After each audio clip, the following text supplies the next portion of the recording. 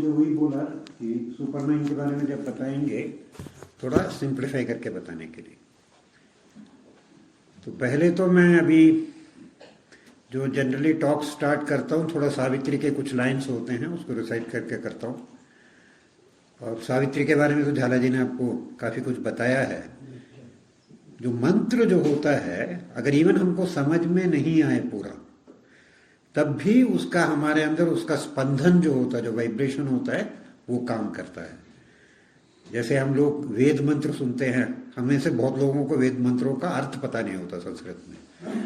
जैसे बट उसका जो स्पंदन जो होता है, जैसे ऋग्वेद होता है, अग्निमीले पुरोहितम यज्ञस्य देवं विद्विजं होतारं रत्नधातमं अग्निः पूर्वेभिर्ऋषिभिरीड्यो नूतनैरुत स देवांग एह वक्षति।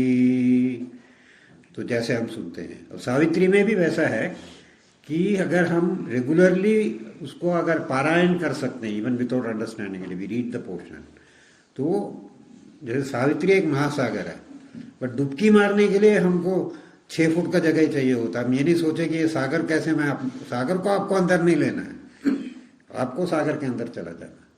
तो एनी पार्ट ऑफ इट आप ओपन करके कभी भी थोड़ा बहुत पढ़ सकते हैं, जो पोर्शन खुलता है, या कुछ पोर्शन जो आपका जो बहुत इंपॉर्टेंट लगता है। और जनरली हम लोग मैक्सिमम जो अडरेशन ऑफ द डिवाइन मदर, जो आद्य शक्ति की आराधना है, वो जो बुक 3 है, उसका जो कैंटो में से कुछ लाइन्स हैं जो सबसे ज़्यादा बोले जाते हैं।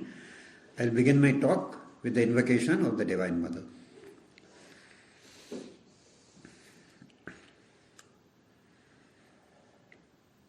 A heart was felt in the spaces wide and bare, a burning love from wide spiritual founts annulled the sorrow of the ignorant earth. Suffering was lost in her immortal smile. A life from beyond grew conqueror here of death. To err no more was natural to mind. Wrong could not come where all was light and love. The formless and the formed were joined in her. Immensity was exceeded by a look. A face revealed the crowded infinite. Incarnating inexpressibly in her limbs, the boundless joy the blind world forces seek, her body of beauty moved the seas of bliss. At the head she stands of birth and toil and fate. In their slow round the cycles turn to her call. Alone her hands can change time's dragon base. Hers is the mystery the night conceals. The spirit's alchemist energy is hers. She is the golden bridge, the wonderful fire. The luminous heart of the unknown is she, a power of silence in the depths of God. She is the force, the inevitable word, the magnet of our difficult ascent, the sun from which we kindle all our suns, the light that leans from the unrealized vast, the joy that beckons from the impossible, the might of all that never yet came down. All nature dumbly calls to her alone, to heal with her feet the aching throb of life, and break the seals on the dim soul of man, and kindle her fire in the closed heart of things. All here shall be one day her sweetness's home. All contraries prepare her harmony. Towards her, our knowledge climbs, our passion groups. In her miraculous rapture we shall dwell. Her clasp shall turn to ecstasy our pain. Our self shall be one self with all through her. In her confirmed because transformed in her, our life shall find in its fulfilled response. Above, the boundless, hushed beatitudes, below the wonder of the embrace divine. This known as in a thunder flash of God, the rapture of things eternal filled his limbs. Amazement fell upon his ravished sense. His spirit was caught in her intolerant flame. Once seen, his heart acknowledged only her. Only a hunger of infinite bliss was left. All aims in her were lost, then found in her. His base was gathered to one pointing spire.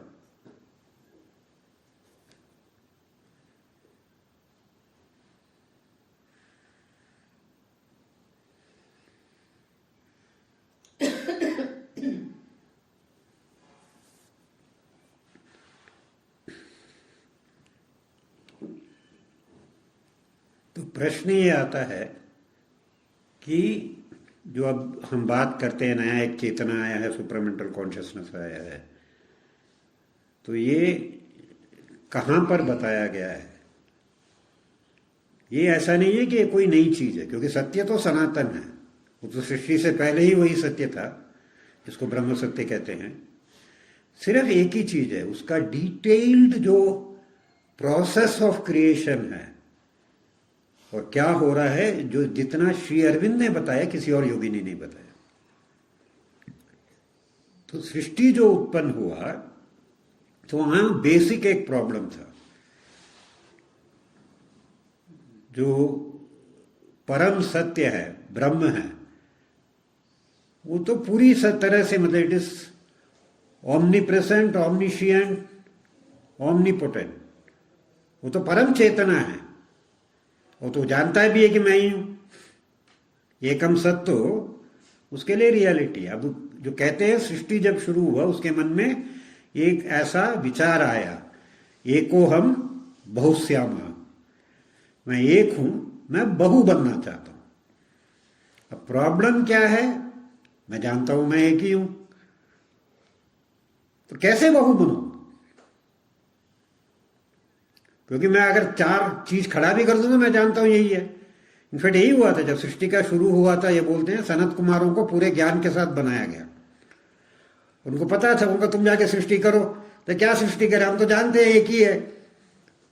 और वो बैठ गए दक्षिणामूर्ति के सामने, और परम ज्ञान अभी भी चल रहा है पूरे साइलेंस में। तब ब्रह्मा ने सृष्टि किया दक्ष प्रजापति का, उसके अंदर अहंकार डाल के।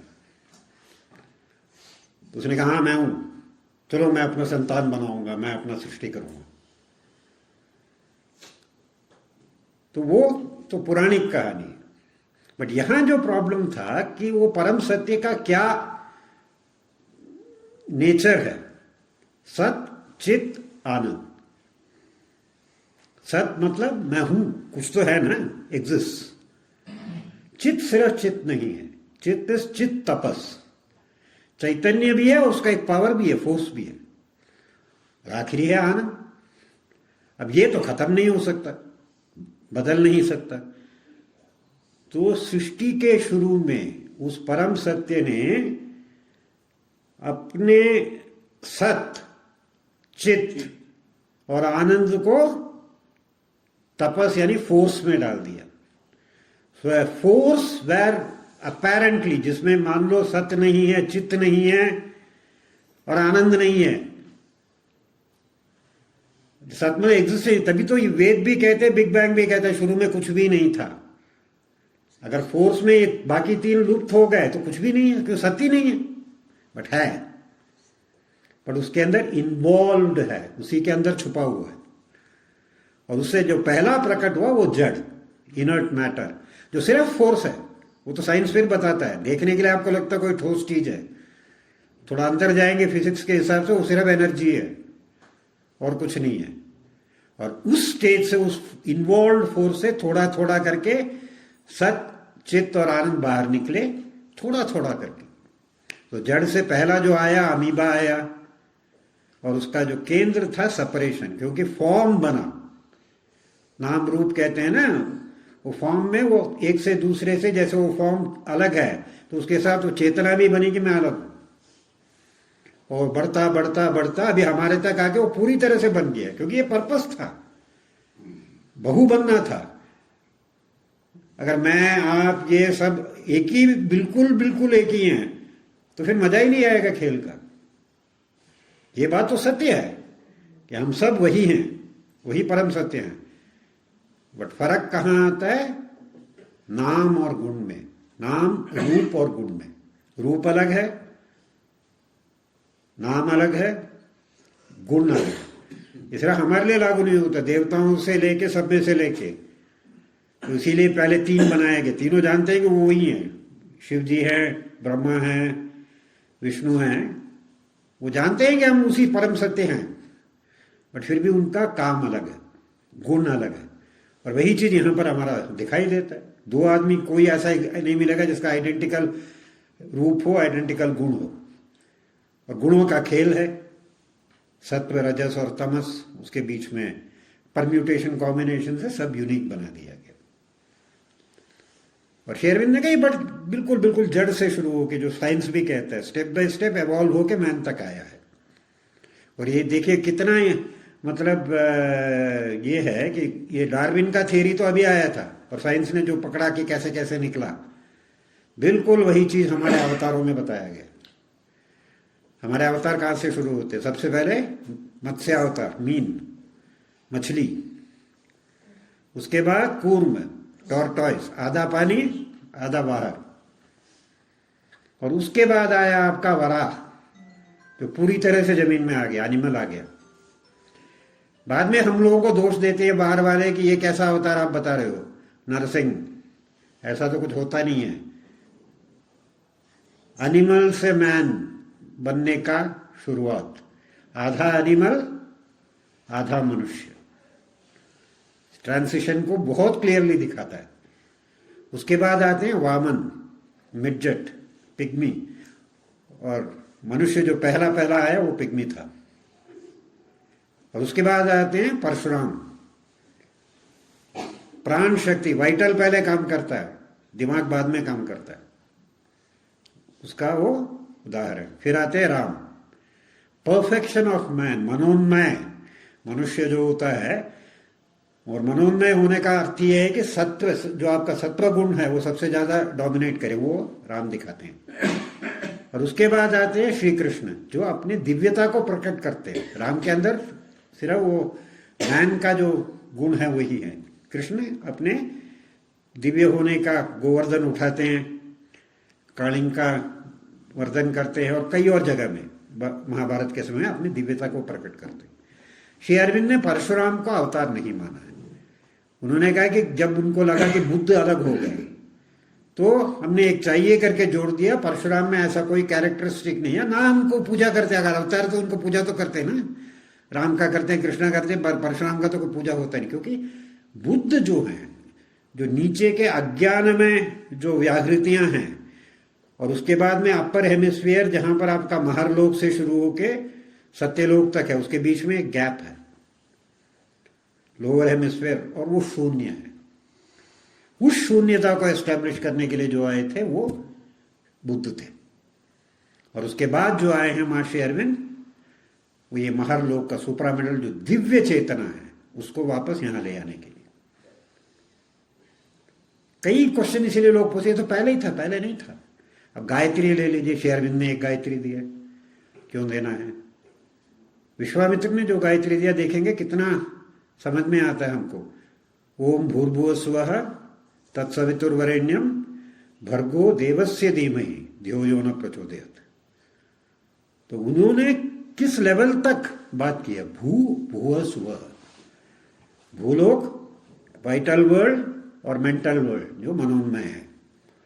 और क्या मांगते हैं हम उस गायत्री से? हम भर्गो देवस्य धीमहि धियो यो न प्रचोदयात्, मेरे मानसिक चेतना में जो ज्योति देवों को प्रकाशित करती है, देवों की चेतना को प्रकाशित करती है, इंद्रादि देवों की, जो ओवरमाइंड का जो लाइट है वो मेरे अंदर आ जाए।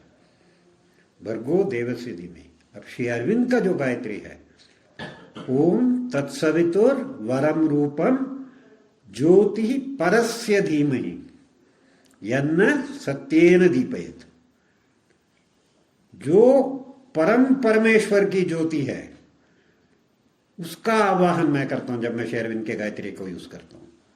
और मेरे अंदर वो क्या करती है? सत्य को प्रकाशित करती है, परम सत्य को। और वही सुप्रामेंटल कॉन्शियसनेस है। तो जब श्री अरविंद की गायत्री को हम इन्वोक करते, we invoking the supramental truth, the supramental light, उसको हम अपने अंदर बुलाते हैं। और ये जो सुप्रामाइंड है, ये हमारे ट्रेडिशनल सिस्टम में भी 7 व्याहृतियां बताई जाती हैं, उसमें है ओम भूः, ओम भुवः, ओम सुवः, ओम महः, ओम जनः, ओम तपः, ओम सत्यम। ये जब हम लोग संध्या वंदन करते हैं, ये 7 व्याहृतियों को याद करते हैं। तो जो ओवर माइंड तक जो माइंड का कॉन्शियसनेस है मन में से जुड़ा हुआ, वो स्वर्ग का कॉन्शियसनेस है, ओम सुवः। उससे है महरलोक की एक चेतना है, which is a bridging consciousness between Sachchidanand and Maharlok. और उसका आगे का जो है वो आनंदमय है। अभी तो सुपरमाइंड के आगे भी एक लेवल है, वहीं से पूरी सृष्टि निकली आनंद। तभी तो उपनिषद में कहा गया है कि पूरी सृष्टि आनंद से निकली है, आनंद में ही रहती है और आनंद को ही वापस जाती है। बट यहां प्रॉब्लम क्या है? क्योंकि जरूरी था पहले ईगो को डालना, तो उसके साथ अज्ञान भी आया। क्योंकि जब मैं कहता हूं कि मैं अलग हूं आप अलग हैं, मैं तो झूठ बोल रहा हूं, मैं अज्ञान में हूं, क्योंकि मुझे पता नहीं है। बट इसको एक्सप्लेन करना मुश्किल है माइंड के लेवल में। तो ये ब्रह्म सत्य तो पहले भी बोला, आदि शंकराचार्य ने भी बोला ब्रह्म सत्यम जगत मिथ्या। तो उनसे बोला कि ये जगत आया कहां से? कहते तो माया है। और माया क्या है? कहते ये तो अनिर्वचनीय, जिसको एक्सप्लेन नहीं किया जा सकता, क्योंकि उनका आंसर नहीं था उनके पास। श्री अरविंद ने ये चीज समझाया है कि इसको करने का, क्योंकि कहते फिर बनाने का जरूरत ही क्या, तो वो तो आनंदमय है, ऐसा जगत क्यों बनाया? ये मेन क्वेश्चन हम लोगों को पूछना है। ठीक है, जैसे बाकी रिलीजन में बोलते हैं ना, एक ऊपर एक ऑलमाइटी पावर ने बनाया, तो ऐसा बना सकता है सब आदमी खुश रहते, दुख होता ही नहीं, पीड़ा होती ही नहीं, 100 साल तक एक ही उम्र में मार्कंडेय की तरह जवान जी लेते और फिर चले जाते, फिर वापस आते मजे में। ये पेन एंड सफरिंग इसीलिए डाला गया है कि आदमी यहां आराम से बैठ नहीं जाए, क्योंकि सब कुछ अच्छा हो तो उसको आगे जाने की जरूरत नहीं है।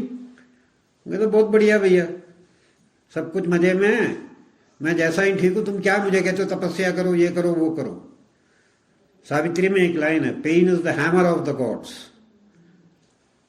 उससे आपको वो शेप कर रहे हैं, ठोक ठोक के। अगर पेन होता है तभी आदमी बीच में सोचता है कि मैं कैसे इससे मुक्त हूं। और ये वैराग्य जो होता है, कहता है तो मरकट वैराग्य, कभी कोई मर जाता है निकटवा तो उसको शमशान में रहता है, तब एक वैराग्य, क्या यही जीवन है, देखो कितना अच्छा था, इसका ये था, देखो खट से मर गया, अब इसके परिवार का क्या होगा, ये क्या दुनिया है, ये सब तब थोड़े समय के लिए थॉट आता है। इसीलिए दुख होता है कि बीच बीच में तुमको रिमाइंड करो कि तुमको आगे बढ़ना है, यहां बैठने का नहीं है। और ये वैराग्य जो आदि शंकराचार्य ने जब मांगा था, वो देखिए, दैट इज द सनलेट पाथ। अन्नपूर्णे सदा पूर्णे शंकर प्राणवल्लभे ज्ञान वैराग्य सिद्ध्यर्थम भिक्षाम देहि च पार्वती। ये ज्ञान वैराग्य तब होता जब बात समझ में आ जाती है कि अज्ञान क्यों है, अहम क्यों है। और वही श्री अरविंदो का अफोरिज्म है, ego was the helper, ego is the bar. जरूरी था ईगो मेरे लिए इंडिविजुअल बनाने का, जब मैं इंडिविजुअल बन गया, अब ईगो मेरे लिए प्रॉब्लम है। इस इंडिविजुअलिटी को मैंने उस परम परमेश्वर को देना है। और उनका जो ये है वही है कि there are 3 steps of the supreme. Vishnu के जो 3 जो उन्होंने पद लिए थे, उसका एक्सप्लेनेशन उन्होंने बोला है। एक है ट्रांसेंडेंट, जो सृष्टि से भी आगे है, जिससे सृष्टि आई है, बट कहते हैं ना वो सिर्फ 1/4 है। ये कहने का बात है, मतलब तो इन्फिनिटली ग्रेटर है, वो ट्रांसेंडेंट, परात्पर, एक यूनिवर्सल ब्रह्मांड, ब्रह्मांड की चेतना। ये दोनों पर्याप्त नहीं। तीसरा जो सबसे इंपॉर्टेंट स्टेप है, इंडिविजुअल, क्योंकि उसको बहु बनना है तो इंडिविजुअल होके बनना है। बट श्री अरविंदो ने जैसे बोला, man is a transitional being, ये सिर्फ एक सीढ़ी है उस अतिमानस के लिए, क्योंकि वो अतिमानस उसका पूरा का पूरा गुण के साथ आता है, बट विथ एन इंडिविजुअलिटी, बहु प्रकार की। तो इसीलिए ये पूरा खेल है कि अब वो समय आ गया है जो 1956 में जो चेतना आई। क्योंकि एक समय जब बंदर थे, शेरविन बताते हैं, किसी को पूछो वो कहेगा इससे कोई ऐसा निकलेगा आदमी जो मतलब स्मार्टफोन बनाएगा और चांद में जाएगा, इससे निकलेगा, क्योंकि लगा ही नहीं सकता कि बंदर से ऐसा कुछ निकल सकता जो हम लोग हैं, हम निकले हैं। और शेरविन ने वही बात बताया है, कोई नहीं कह सकता कि मनुष्य आखिरी सीढ़ी है, इससे आगे कुछ निकलने वाला है। और वह है कि बंदर और आदमी के बीच में जितना फर्क था उससे कई ज्यादा फर्क होगा इसमें और सुपरामेंटल बीइंग में। आप सोच सकते हैं कितना नया चीज है, बट उसमें एक ही बात है कि हमको इस योग में सिर्फ 2 काम करना है, और वो द बुक द मदर में लिखा गया, एस्पिरेशन, रिजेक्शन एंड सरेंडर, अभीप्सा, कि हमको वो चेतना चाहिए, अब बहुत हो गया यह मनुष्य, बहुत जन्म ले लिए, बहुत देख लिया, वही बोरिंग रिपीटेटिव, पुनरपि जननम पुनरपि मरणम पुनरपि जननी जठरे शयनम, यह संसारे बहुदुस्तारे कृपया पारे पाहि मुरारे। वो जब अकल में आता है, बट उसके आगे क्या बाकी योग नहीं बताते, शेरविन बताते हैं, एस्पायर फॉर द किंग, कि वो जो पहले योग होते थे निर्वाण के लिए चले जाओ, मुक्ति के लिए चले जाओ, कि वापस जन्म नहीं है, उधर जाके बैठ जाओ जहां पर सिर्फ आनंद है। हियर उधर क्यों, इधर सबसे ज्यादा आनंद है। अपने अज्ञान को छोड़ो, अपने अहंकार से मुक्ति पाओ, और जो वहां जाके एसेंट में जो तुम्हारा दिव्यता का जो लेवल में आपको प्राप्त होता है उसको यहां उतारो, और इधर के जीवन को दिव्य बनाओ। Life on earth must become the life divine. और इसमें क्या है, देखिए कितना इसमें कई चीजें हमारे जुड़े हुए हैं। तो एस्पिरेशन, रिजेक्शन, कि जो जो चीज इसमें बाधा बनता है, जो हमारे अभी के गुण है, जो हमारे हाथ में है, ईर्ष्या, ग्रीड, वो सब चीजों को जब भी आता रिजेक्ट करना है। और सबसे मेन रिजेक्ट करना है ये थॉट कि ये सब अलग अलग चीज है। ये प्रेयर श्री अरविंद ने शुरू में 1920s के आसपास सत्येंद्र चौधरी करके उस समय के डिसिपल थे, उनको दिया था, जिसको श्री मां ने चंपकलाल जी को दिया था। और वो प्रेयर है, Om Sri Aurobindo Mirra, open my mind, my heart, my life to your light, your love, your power, in all things में आई सी द डिवाइन। मैं उसी को देखूं हर जगह।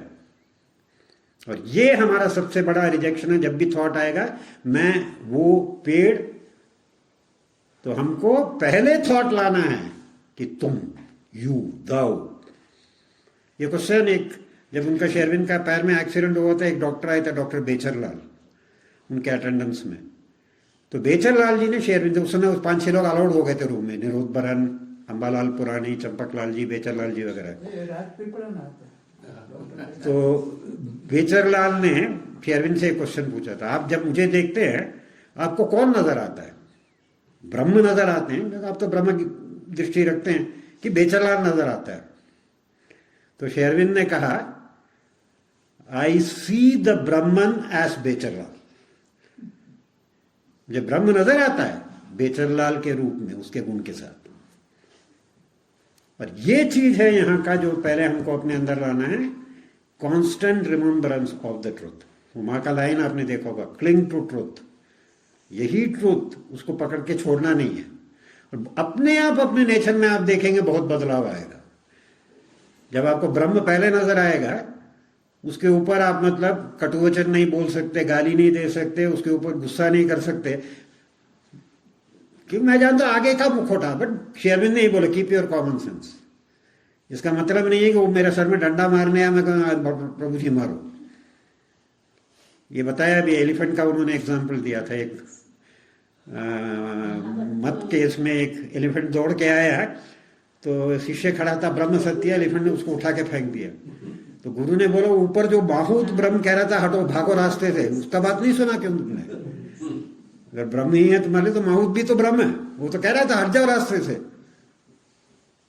तो उसी तरीके से हमको हर समय उस परम सत्य को जब हम पकड़ के रखेंगे, that brings us close to supramental consciousness.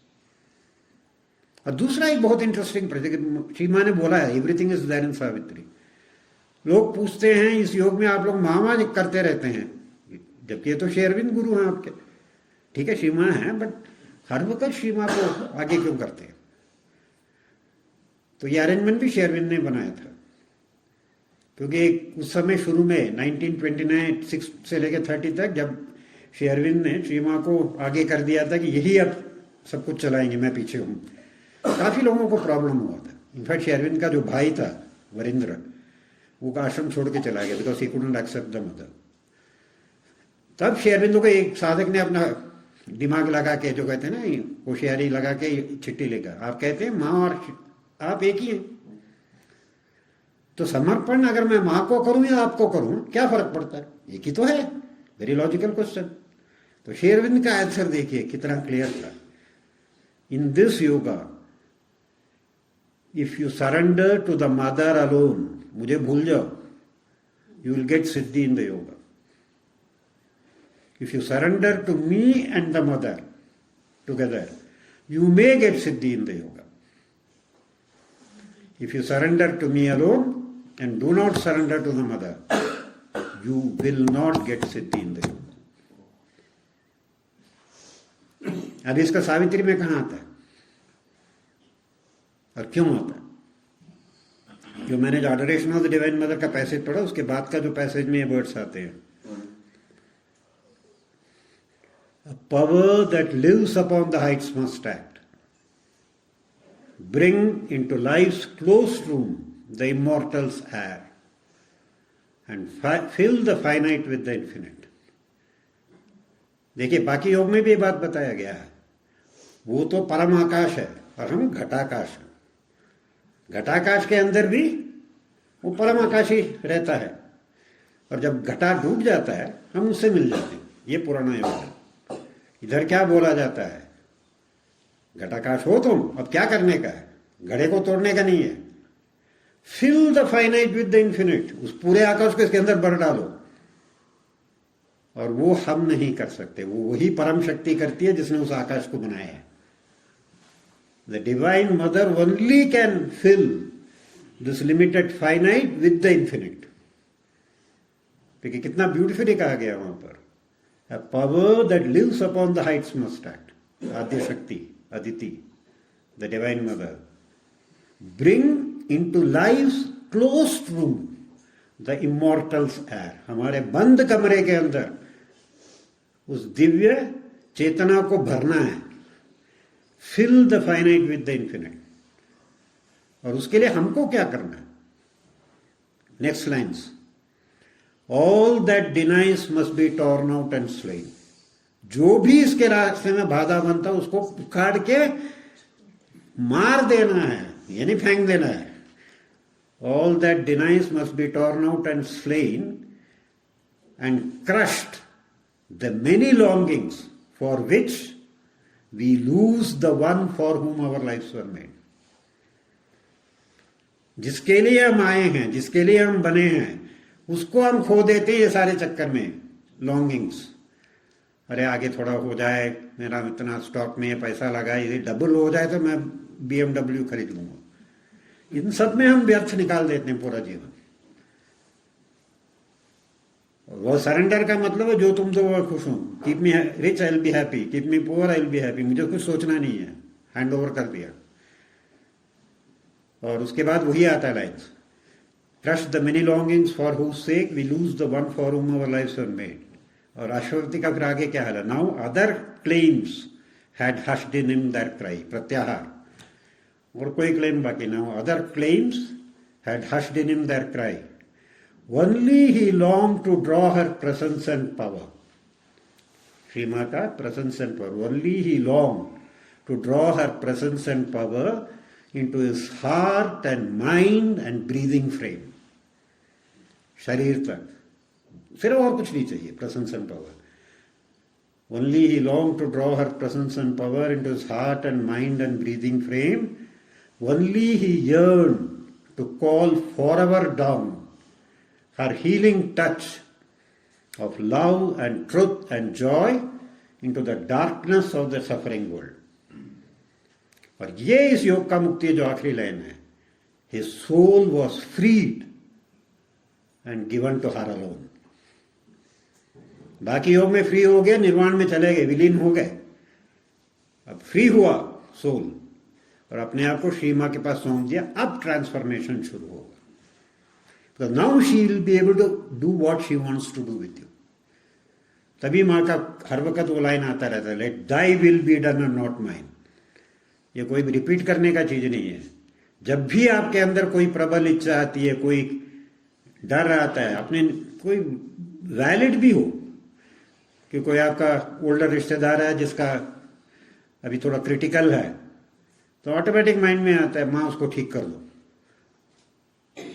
सही बात है, माँ है, बट उसको एंड करना है. Let thy will be done and not mine, because she knows what is best for him.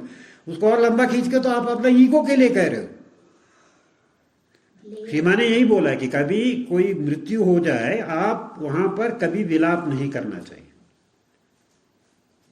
क्योंकि उसका अभी मृत्यु का प्रोसेस भी बताया. फिजिकल बॉडी से अभी वाइटल बीइंग बाहर निकल गया, प्राण निकल गए, वहीं पर वो है. अब उसको आप वापस तो ला नहीं सकते.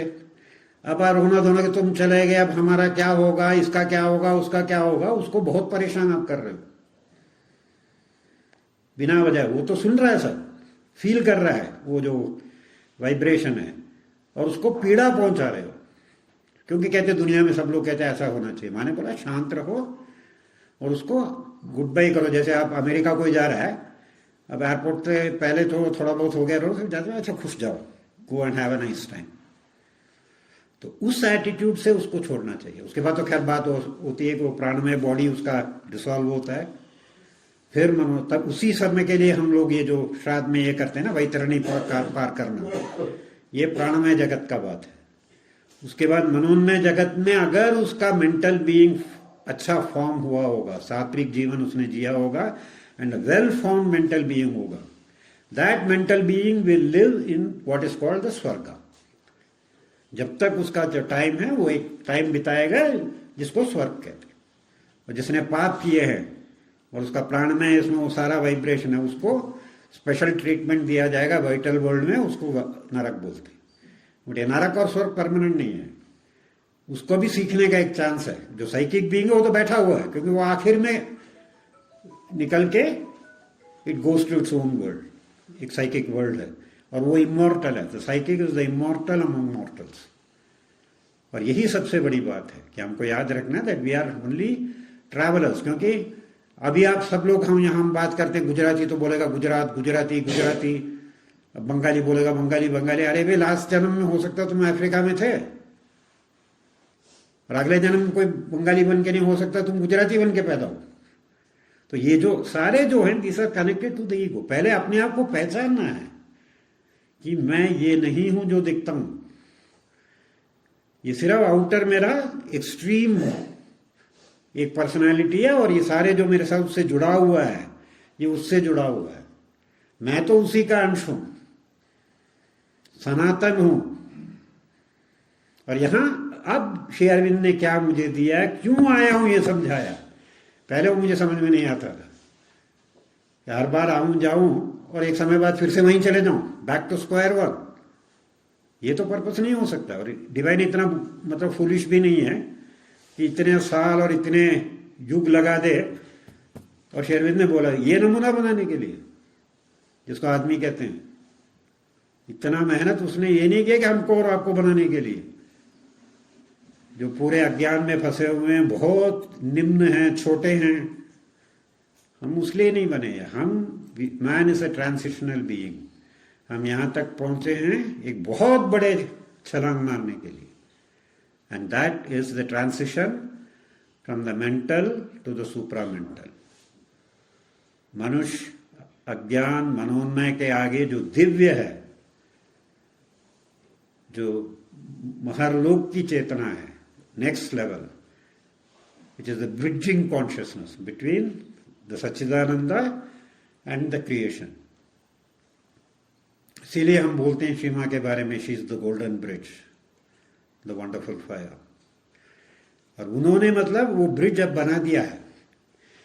सुपरामेंटल आने के बाद, सुपरामेंटल जब से आया हुआ है अर्थ में, सीमा ने वो ब्रिज बना दिया है जिससे हम लोग जो भी अब प्रयास करेगा, अब वो कठिनाई नहीं होगी।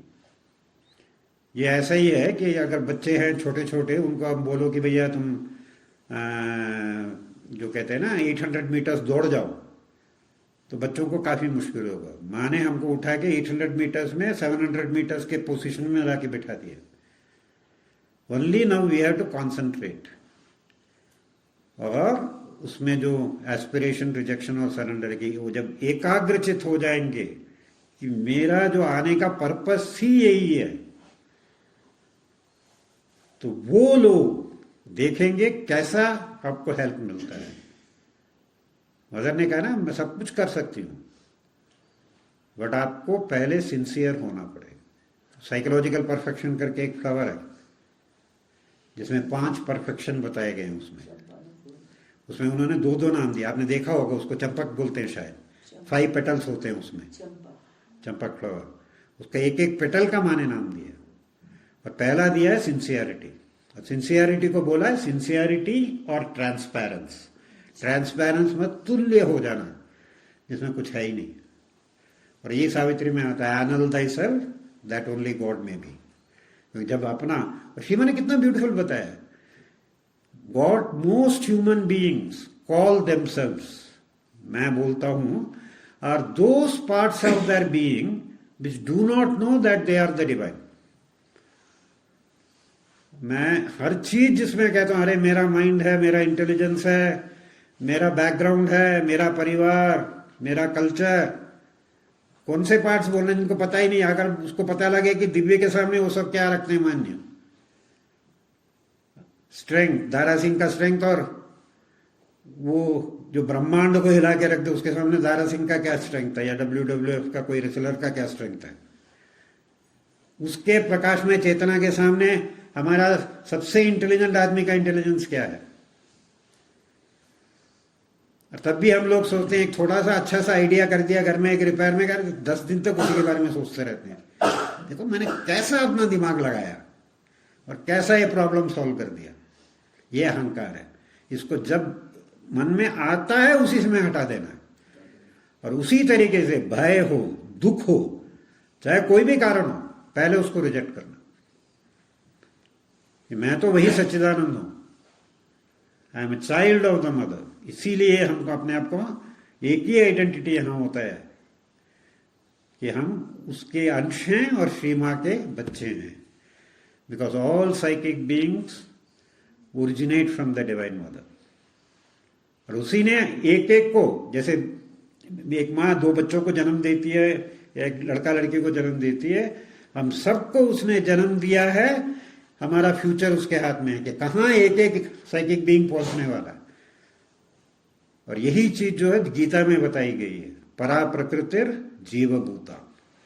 हमारा मास्टर प्लान जो है जीवात्मा में है, जो सृष्टि में नहीं आता।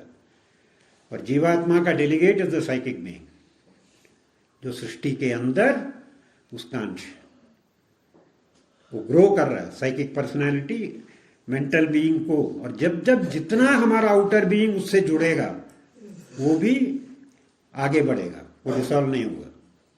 और द मेंटल, वाइटल और फिजिकल का जो अन्नमय पुरुष जितना जितना चैत्य पुरुष से जुड़ते जाते हैं, एक स्टेज आएगा जब निम्न प्रकृति पूरी अलग हो जाएगी, और ये जो हैं तीनों पुरुष जब इसमें जुड़ जाएंगे, you are ready for the supramental transformation. उसमें सुप्रामेंटल बीइंग उतरेगा।